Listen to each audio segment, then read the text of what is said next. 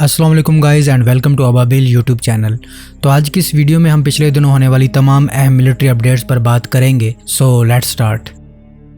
सबसे पहले बात करते हैं पाकिस्तान बहरिया की। पाकिस्तानी बहरिया ने अपनी दफाई सलाहियतों को मजबूत करने के लिए बरतानिया से 3 जदीद landing craft air cushion light hovercraft हासिल किए हैं। ये समझौता दोनों ममालिक के दरमियान दफाई ताउन का एक अहम हिस्सा है जो बहरी सलामती और इंसानी इमदाद के कामों के लिए मददगार होगा। ये होवर क्राफ्ट बरतानिया की defence equipment and support agency ने फरोख्त किए जो पहले रॉयल मेरीन्स के इस्तेमाल में थे।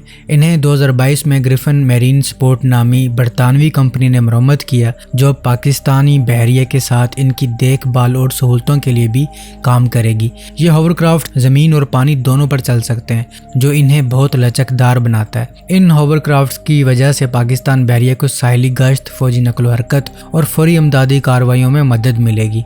इनकी रफ्तार और सलाहियत से बहरिया को 1046 किलोमीटर तवील साहिली खित्ते में बेहतर निगरानी और फौरी जवाब देने की सलाहियत मिलेगी, ख़ास तौर पर कुदरती आफात और इंसानी इमदादों के कामों में। पाकिस्तान बहरिया के तर्जुमान ने कहा है कि बरतानिया के साथ दफाई ताउन, मुश्तरका मशक़ें, तरबियती प्रोग्राम और असलाह की ख़रीदारी इस शराकत दारी का सबूत है।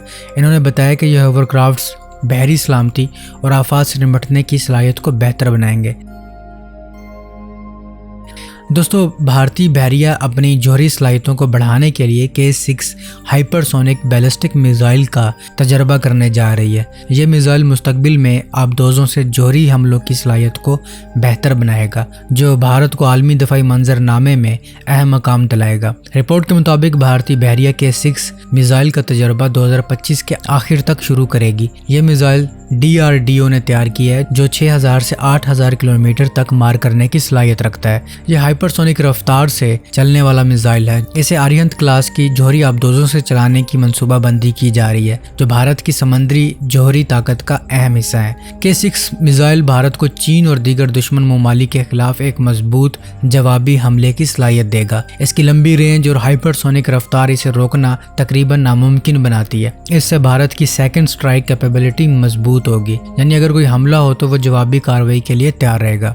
DRDO इस वक्त मिसाइल के आखिरी टेस्टों की तैयारी कर रही है जिनमें ज़मीन से और फिर आबदोज़ से फायरिंग शामिल होगी। माहिरीन के मुताबिक तकनीकी पेचीदगियों और सॉफ्टवेयर की जांच के बाद कुछ ताख़ीर हो सकती है। ताहम कामयाबी की सूरत में ये भारत को एटमी ताकतों के मुकाबले में बड़ा फ़ायदा देगी।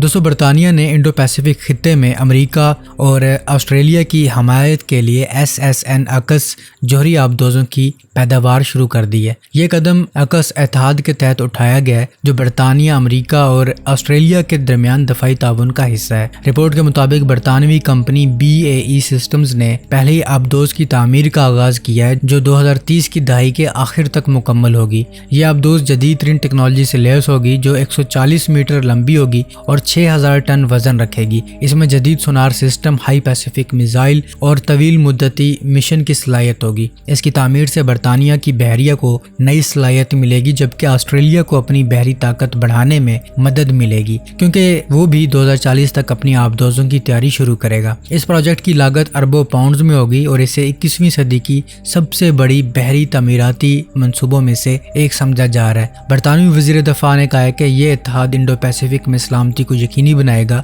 और चीन के बढ़ते हुए असरात का मुकाबला करने में मददगार होगा। इन्होंने बताया कि 7000 से ज़ायद मुलाजमीन इस मंसूबे पर काम करेंगे जो बरतानवी मईशत के लिए भी फ़ायदा होगा। इस आबदोज़ से खित्ते में ताकत का तवाज़ुन बरकरार रहेगा, ख़ास तौर पर जहाँ चीन अपनी बहरी मौजूदगी बढ़ा रहा है। इस मंसूबे से बरतानिया, अमेरिका और ऑस्ट्रेलिया के दरमियान ताल्लुकात मज़ीद गहरे होंगे।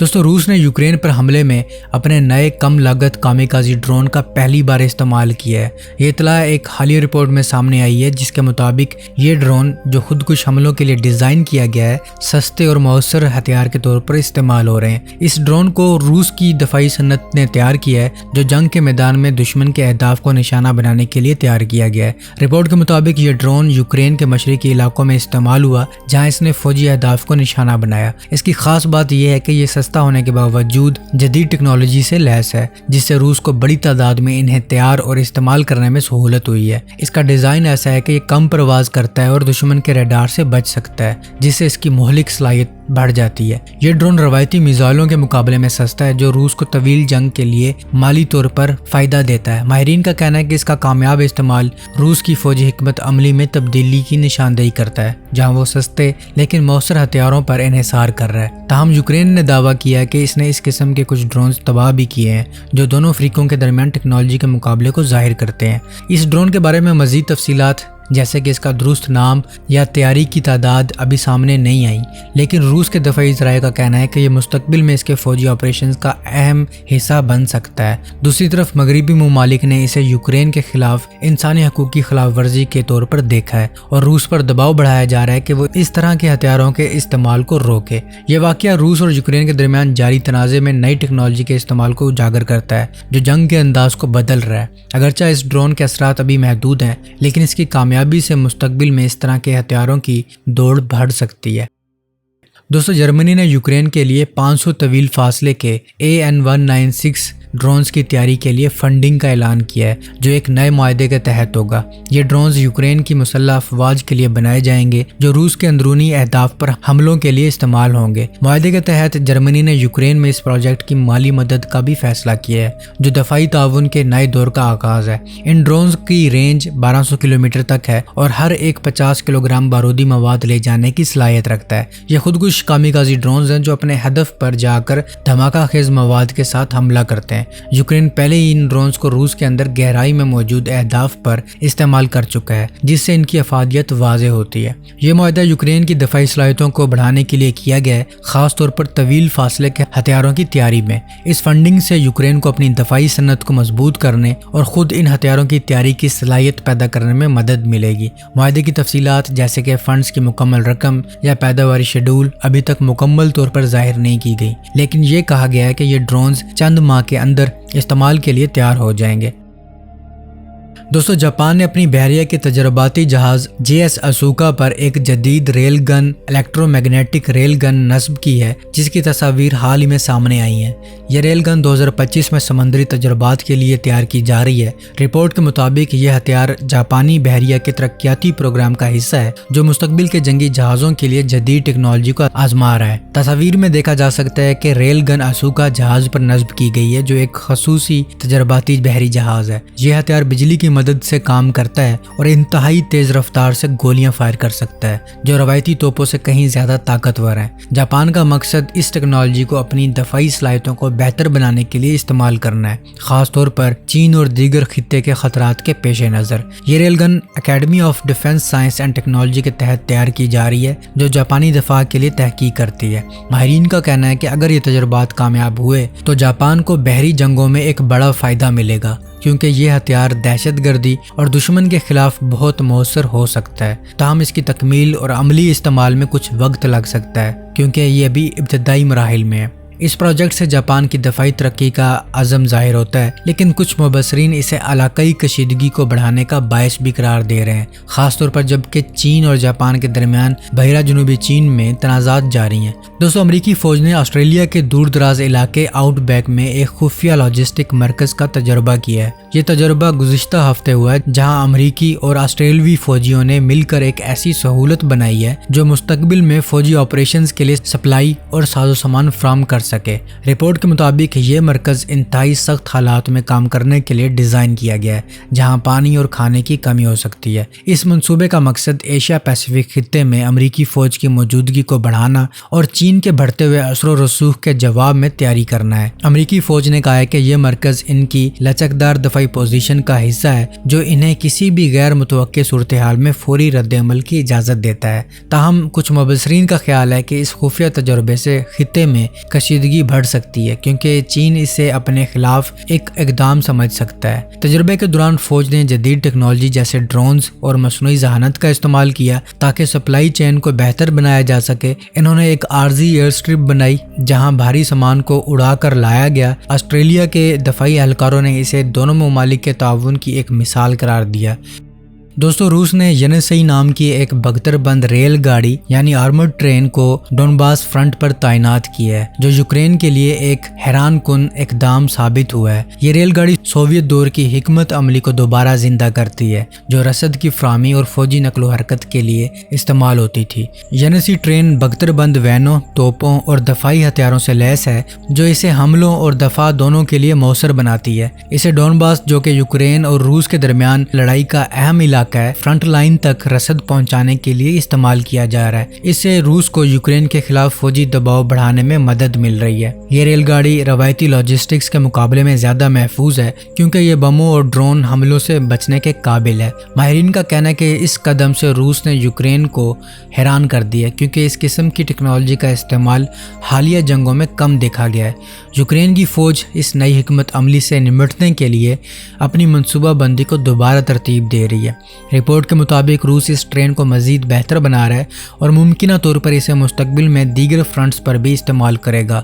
ताहम कुछ मुबसरीन इसे एक महदूद हिकमत अमली समझते हैं, क्योंकि जदीद जंगें ज़्यादा तेज़ी और लचक मांगती हैं, जहाँ रेलगाड़ियाँ कभी कभार कमज़ोर हो सकती हैं। इसके बावजूद ये इकदाम रूस की फौजी सलाहियतों और तख्लीकी सोच को जाहिर करता है। यूक्रेन के फौजी एहलकारों ने कहा है कि वो इस नए चैलेंज का मुकाबला करने के लिए तैयार हैं, लेकिन इन्हें रूस के इस गैर मुतवक्के इकदाम ने परेशान कर दिया है। दूसरी तरफ रूस का दावा है कि ये कदम इसके दफा और इलाकाई मफादात की हिफाजत के लिए ज़रूरी था। ये सूरत हाल दोनों ममालिक के दरमियान जारी तनाज़े को मज़ीद पेचीदा बना रही है।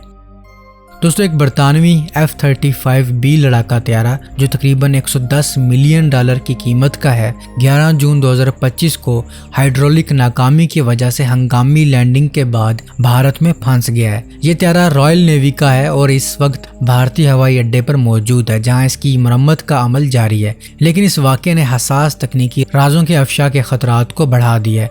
रिपोर्ट के मुताबिक ये तैयारा भारत के मगरबी साहिल के करीब परवाज के दौरान खराब हुआ और हंगामी तौर पर भारत के एक फौजी हवाई अड्डे पर उतरा। माहिरीन का कहना है कि F-35B जो कि एक स्टेल्थ 5th जनरेशन तैयारा है, इसमें ऐसी टेक्नोलॉजी मौजूद है जो बहुत खुफिया है और इससे गैर मुल्कियों के हाथों में जाने से बड़ा खतरा हो सकता है। बरतानिया ने फौरी तौर पर भारतीय हुकाम के साथ राब्ता किया ताकि तैयारे की हिफाजत और मरम्मत को यकीनी बनाया जा सके। भारतीय और बरतानवी फौजी हुकाम मिलकर इस मामले को हल करने की कोशिश कर रहे हैं, लेकिन इस दौरान तकनीकी माहिरीन का एक ग्रुप तैयारे की जाँच कर रहा है। तज्जियाकारों का कहना है कि भारत इस मौके का फायदा उठाकर F-35B की टेक्नोलॉजी के बारे में मालूमात हासिल करने की कोशिश कर सकता है, जो इसे अपने दफाई प्रोग्रामों के लिए मुफीद हो सकती है। दूसरी तरफ बरतानवी हुकाम ने खदशा जाहिर किया है कि अगर ये तकनीक दुश्मन ममालिक तक पहुंच गई तो आलमी सलामती पर असरात पड़ सकते हैं। दोस्तों रूस की सरकारी कंपनी रोस्टेक ने रूस की फौज के लिए बेहतर बनाए गए ड्रोन प्रूफ BMP-3 लड़ाका गाड़ियों की नई खेप फ्राहम की है। ये गाड़ियां जदीद जंगी हालात के मुताबिक डिज़ाइन की गई हैं, खासतौर पर ड्रोन हमलों से तहफ़्फ़ुज़ के लिए। इनमें नई टेक्नोलॉजी शामिल की गई जो इन्हें दुश्मन के ड्रोन्स और दीगर जदीद हथियारों के खिलाफ मुज़ाहिम बनाती है। इनमें एडवांस इलेक्ट्रॉनिक दफाई निज़ाम और बख्तरबंद शामिल की गई है, जो इन्हें रवायती और जदीद दोनों किस्म के हमलों से बचाती है। इस अपग्रेडेशन का मकसद रूस की फौज को यूक्रेन जैसे तनाज़ात में बेहतर कारकर्दगी दिखाने में मदद देना है, जहां ड्रोन्स ने अहम किरदार अदा किया है। रिपोर्ट के मुताबिक इन गाड़ियों की तरसेल का अमल शुरू हो चुका है और रूस के फौजी माहिरीन इन्हें अमली मैदान में जांच रहे हैं। ताहम इस रिपोर्ट में इन गाड़ियों की मुकम्मल तादाद या तरसेल की हतमी तारीख का जिक्र नहीं किया गया। कुछ तज्जियाकारों का ख्याल है कि ये कदम रूस की दफाई हिकमत अमली का हिस्सा है, जो मगरबी दबाव और जदीद हथियारों के मुकाबले के लिए उठाया गया है, लेकिन इसकी कामयाबी का इन्हिसार अमली मैदान में इनकी कारकर्दगी पर होगा। तो उम्मीद है आपको ये अपडेट्स पसंद आई होंगी। मिलता हूँ एक नई और दिलचस्प वीडियो के साथ, तब तक के लिए अपने होस्ट बिलाल को इजाज़त दीजिए। अल्लाह हाफिज़।